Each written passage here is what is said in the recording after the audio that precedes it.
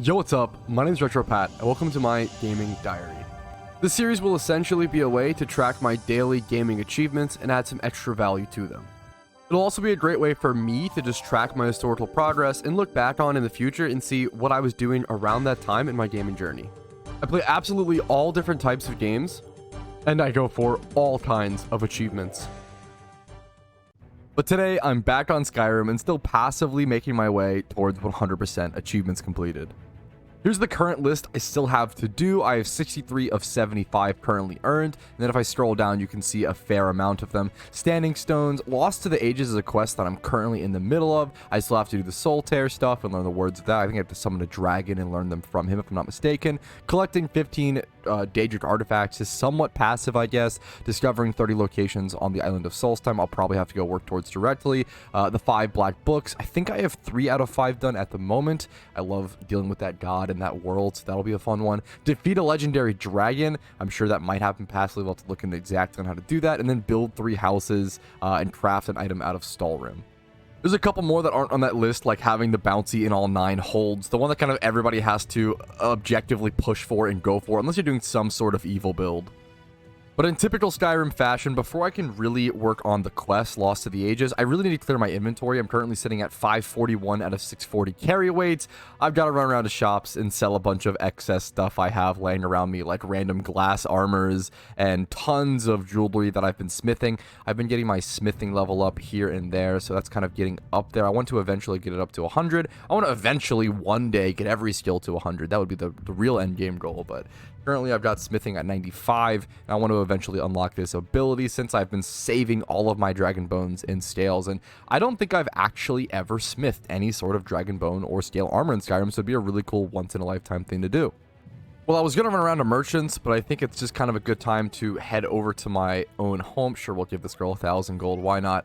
I'm going to head over to my home at Lakeview Manor, and there's tons of things I can sort of show off in here, still as well as a lot of work I still need to do in this location, as well as show you guys where I kind of put my storage. Like, a lot of what I have on me is just extra stuff I've been smithing, so I head down to the cellar whenever I'm doing smithing stuff. My kids keep trying to talk to me, the adopted children. I love the home stuff in Skyrim. It's just really wholesome, really cute, and I have a lot of my ores and metal bars and such in this chest. We can actually look in here really sec, as long as Serena wouldn't block me. I think a lot of my dragon bones and scales that I've been saving. 105 bones, 98 scales. I've been saving like the entire playthrough. Now up to level 53 or 54, which is quite a lot higher, I guess, since the last episode of actually covering my progress on this. And then over in my... here I just have a bunch of stuff that I've smithed that I want to passively slowly sell off for more profit. Not that I really... it's the funny thing about Skyrim. No matter how much gold I have, you know, around 140k gold. No matter how much gold I have, I'm always still like penny pinching and nickel and diming and really saving every little piece of everything to eventually be able to sell it and get that extra little profit. I really made so much money early game by just focusing on alchemy.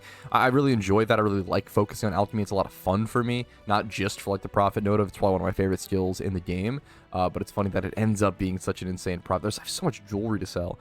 It's kind of insane, but I can head back here. I probably should drop off some potions as well, or just sell some of these potions. Potions get super cluttered. In the scrolls, I have a lot of stuff to sell that's still pretty light. I try to keep my ingredients away. A random book. Okay, cool. Yeah, I think that's... we got 2 of the Ethereum shard pieces.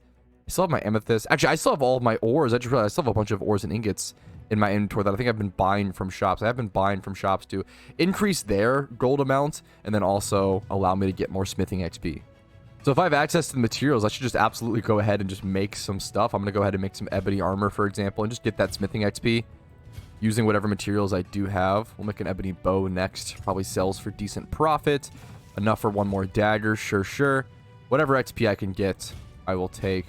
In glass armor, I've been making a bunch of. Having 1 stack of the same thing has been super nice. Daedric armor I can now smith, which is pretty crazy. I probably should have actually smithed this with my ebony. Probably should have scrolled down a little more before making those decisions. But as you do in Skyrim, everything else is fine.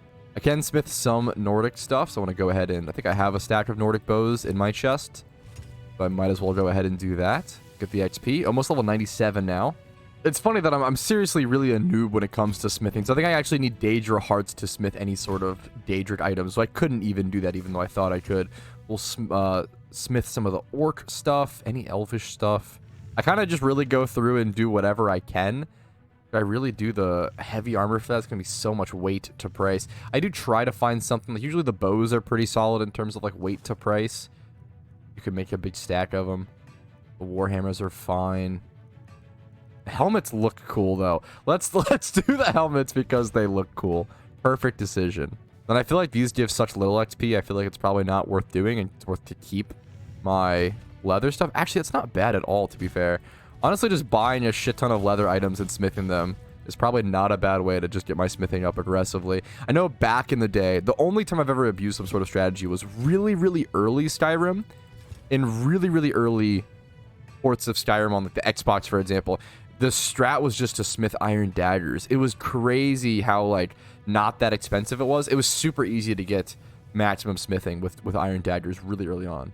But now that I'm over encumbered, I make my way over to my chest and then dump off whatever I have here, like the ebony bow, the ebony dagger, just random stuff I kind of dump in here, and I'll slowly sell it off. I want to say that it's surprising to me, but it's really not. But it does get funny to me how much inventory management and sort of storage Skyrim ends up becoming as a game in the later game. And I really enjoy that, just selling stuff off, putting stuff in your house. Like, it kind of reminds me of something like Stardew Valley in terms of the progression and, like the questing to get things to put into your house and to make your home into stuff into a chest, like all these ingots and ores and iron and leather, and then setting up this stuff. And the hard home expansion, man, it's my favorite in Skyrim by far. I still have a lot to do, and I have a lot more houses to make and deck out. Like, I have some cool stuff kind of sitting around here, like the legendary notched pickaxe. Like, this was one of the coolest things back in the day. It's funny that this is steel. This was easily one of the coolest items back in the day that kind of everybody knew about. It was one of the most talked about ones, one of the most talked about Easter eggs of Skyrim. This sword, for whatever reason, fell off the rack. I feel like I'll find that sometimes in Skyrim, where if you have, like, the items can kind of just glitch out depending on the frame rate as well. I know that's a huge thing. They can just kind of get bopped out of position. Then over in my alchemy corner, now I'm just showing off my house. Over in my alchemy corner, I have all of my ingredients here, which is a ton of stuff, and I got 200, chorus eggs. I constantly dump. Now that I am no longer doing alchemy, now that it's level 100, I just kind of dump everything in there. And I have so many extra potions in here. Potions, I think these are mostly potions that I actually do need to pull out some more magicka and healing. I actually have been using those recently for whatever reason. For a long time, I think I just kind of ignored them, but I've actually kind of been needing them. So I'm going to go ahead and pull out, I guess, 10 of these and 10 of these, maybe 10 of these. You don't want to pull out too much at one time. It's just the weight. Potions can get really heavy, really fast, shockingly, if you have too many of them. I'm trying to get other combat stats up now that I believe my archery is either level 100 or very close to it. I've been trying to work on one-handed. Now it's at 68. My archery's level 100. I've been trying to work on one-handed, two-handed a little bit here and there. And even destruction magic I've slowly started to work on, but that's pretty far from being relevant. I actually had to remember this myself, because I feel like there's certain storage things you'll use in certain playthroughs that you actually end up forgetting, especially if you haven't played in quite a while. So this sack of potions is just my actual potions that I use on a semi-daily basis or a semi-frequent basis. This chest full of an insane amount of money, an insane amount of potions. Look at this, 12, 15 of these like huge potions of poison, 34 of these potions. This is an insane amount of stuff. This is all potions that I consider like I don't use. These are just potions to sell. So this is all just gold sitting to be gained once I sell it to shops. So once again, selling stuff to shops in Skyrim is the most annoying part of the game by far. They never have enough gold. It's super unfortunate. That's why one of the most important skills that I really want to unlock on this account is the speech one, where I'm able to invest 500 gold into a shopkeep, but I need 70 speech for that, and I've been it's really slow still to level up, so I've been super slowly working on that. All right, but enough of the mini house tour. I think I have everything mostly sorted and taken care of. It's kind of funny that I don't have these four. I need a staff to actually put. I wonder if I have one in my inventory right now. I don't think I have a staff that I could just throw in there. Yeah, I wish. That would have been super cool. I should throw away some of my arrows. Obviously, arrows, like, you can kind of just keep on you, but I have so many different stacks of them. I think it just clouds the inventory and gets a little confusing. I don't use these, you know, really nice arrows at the moment. I'm going to put those away. I can put away any bolts I can put away. I'm not really using any crossbows right now. I'll just sort these out and get cleaned down to a stack or two. I think this is all the only arrows you really need. Like, I have, you know, hundreds of ancient Nord arrows, which I love. I think they have the coolest aesthetic in the game. And then I've got some ebony arrows in case I actually need some higher damage, but I probably should be fine. Playing on the easiest difficulty, as I always do in Skyrim, it's just really a comfy experience for the most part. Let's finally go start working on this quest and head over to the location and look for that Ethereum shard.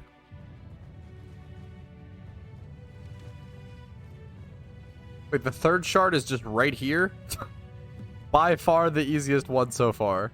That's actually so funny to me. The first two have been like really difficult, have had like annoying, like some of the longest dungeons I've ever seen in Skyrim. It's kind of cool that this is actually a quest that I've never done before, so this is my first time actually seeing all of this content. I've actually done a couple quests for the first time recently in Skyrim, which has been super exciting. It almost feels like I'm playing DLC, or feels like I'm playing a sort of mod, I guess, because it's just content that I've never seen before. So I finished the like the Winterhold Mages Guild. I have never done in Skyrim until like, the other day, and I finished those couple quests that go along with that you need for the for all the achievements. One thing I didn't realize that I kind of, I guess, laughed about when it happened, they like make you the Archmage, you know, I guess, spoiler alert.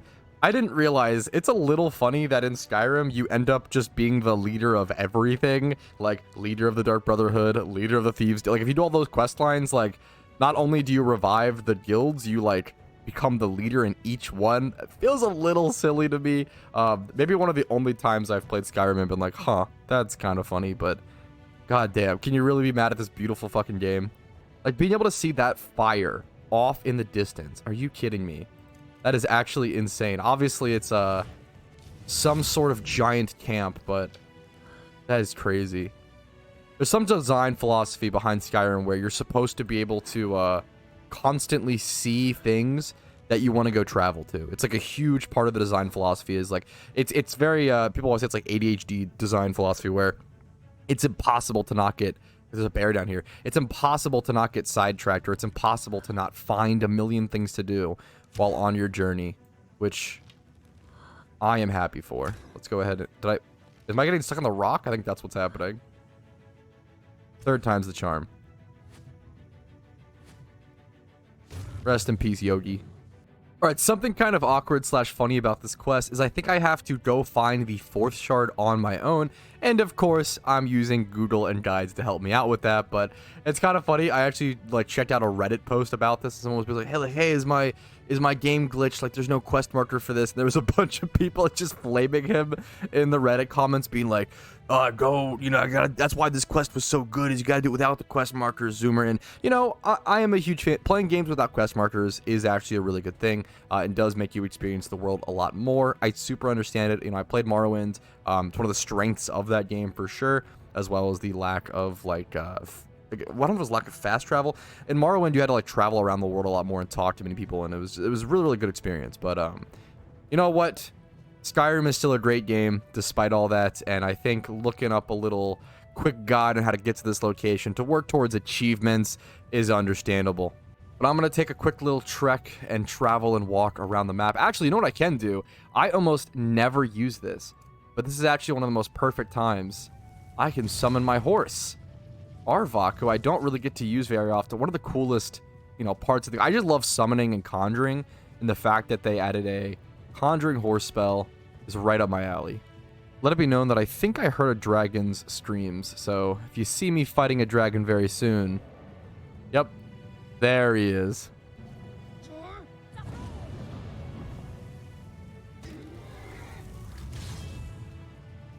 Well, I missed my dragon rend. He got pissed and just fleed. See you later, mate.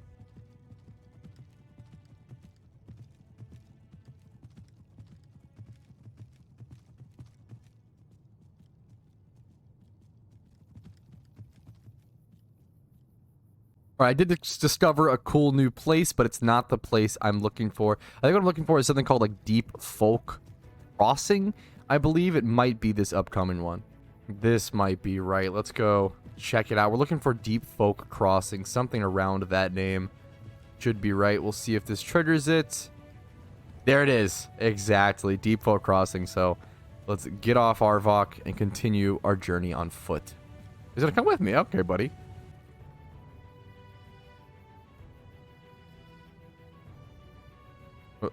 There's nothing here. Ah, it was just behind the helmet. Of course it was. There we go. Yeah, I beat you too because I had the power of Google, Katria. Sorry, I cheated. So now we have to go over to some forge to actually forge these shards together in some way. And they don't tell you the location for that either, I believe. Oh, just kidding. They do tell you. Perfect. And it's even a location I had already discovered at some point. Dude, there's something so satisfying about discovering locations in Skyrim. It'll never get old. It's a very cool looking dwarven mechanism. You asked me to do that, Katria. All right, I've never seen this before, so let's see how this works. Pretty beautiful. Okay, it's smacking me around. It's gonna open like a staircase. That'd be my guess. I'm feeling a staircase coming out from the ground. Did it smith it together? Retrieve the Ethereum crest. Oh no, it's just already done. Okay, but maybe there's a staircase. I feel like this is the most staircase area. It's gonna crumble under, actually. That'd be kind of cool.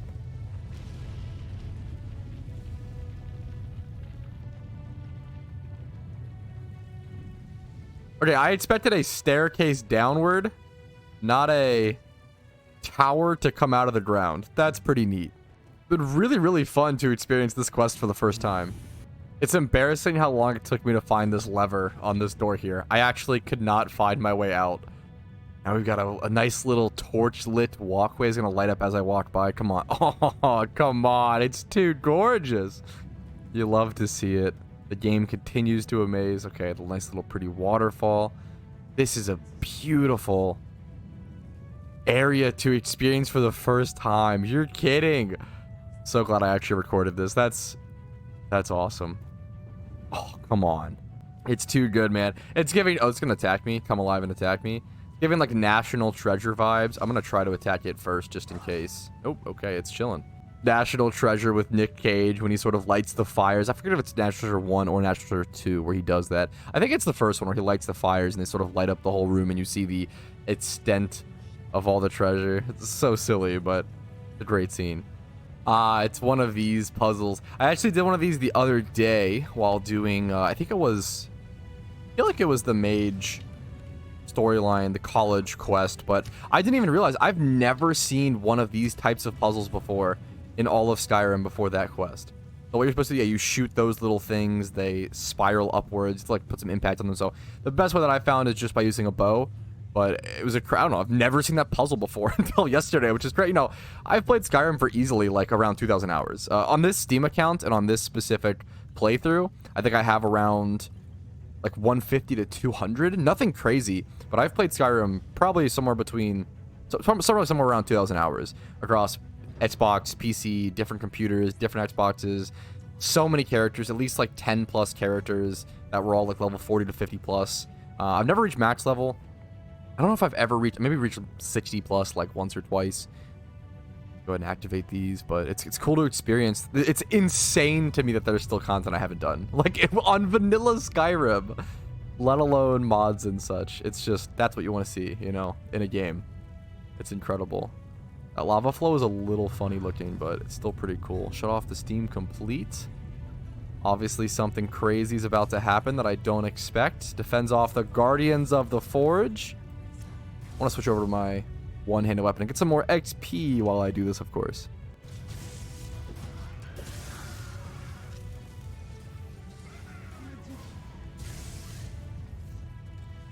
You guys fight. I'm going to loot.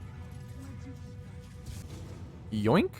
Apparently I have to shut off the steam again. So let's go ahead and do that before things get too hectic. Are they turning them back on or something? I'm not even sure what the storyline here is. Let's go turn the other one on as well.